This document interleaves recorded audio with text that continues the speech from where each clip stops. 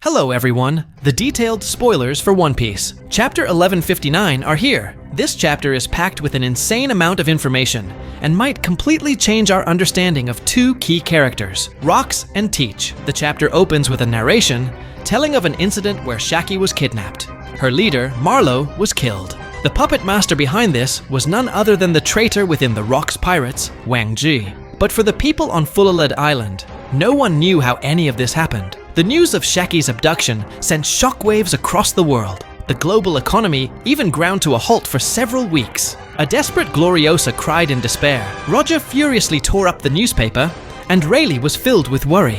1 year later, we flash back to 38 years ago. Saint Garling Figureland returns to God Valley. A red-haired woman introduces him to two infants, Shanks and Shamrock. Garling is surprised to learn they are twins, calling them adorable. The woman begs Garling to stay and live with her on the island, but he coldly refuses, stating that God Valley is about to disappear. Then, in a shocking turn, Garling suddenly draws his sword and stabs the woman. As the red-haired woman collapses, Garling reveals that a suitable wife of equal status has already been chosen for him. In fact, he had placed an order to capture this woman alive.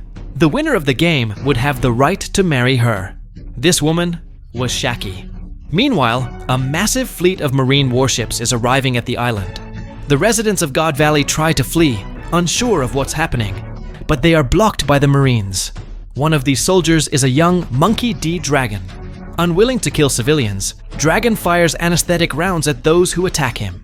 When he questions the mission's objective, his superior officer yells at him to shut up and follow orders. The scene shifts to a marine slave ship heading for God Valley. The manager is leaking information about the tournament's prizes. Ivankov is furious that the other slaves have lost their will to fight.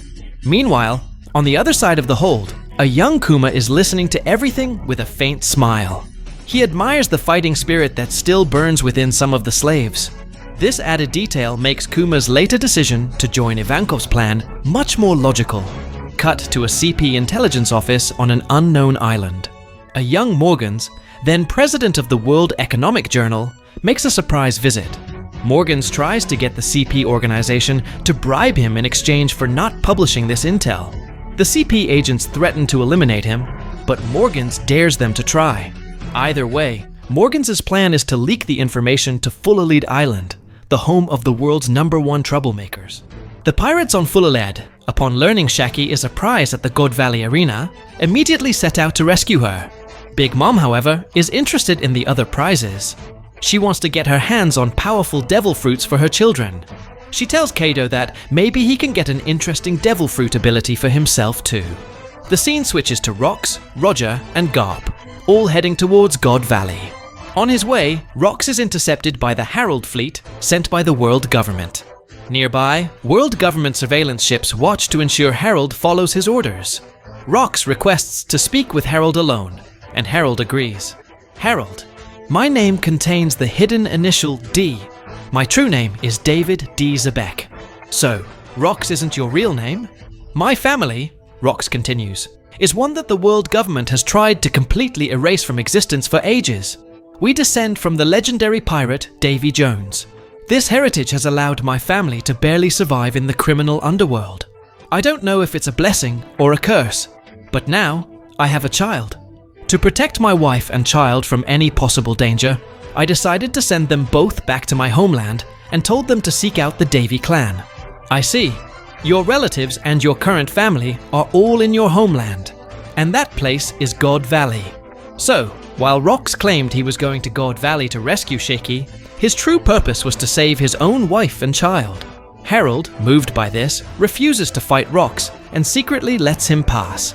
The chapter ends with a stunning, panoramic view of God Valley on the day of the incident. After showcasing prizes like rare devil fruits, the announcer brings the grand prize onto the stage, Shakky.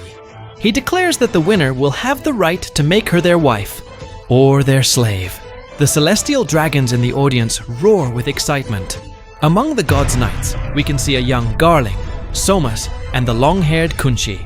The ribbon-wearing girl from the Mamamboshi family, seen in the Kuma flashback, is standing right next to Kunchi. Incredible, Somas! She's so beautiful! We must offer her to the Shepherd family! Don't be ridiculous! If I win, she'll be my personal slave. She will be my wife. So don't even dream of getting near her. With you here now, we might just win the trophy in our family war. The camera cuts back to Dragon. He follows a trail of blood and finds the injured red-haired woman in a room. Please, she begs, take my children and get them off this island. Then, the scene shows a young Teach and his mother, locked in a cage. The mother comforts him. Teach will be fine. You both must survive.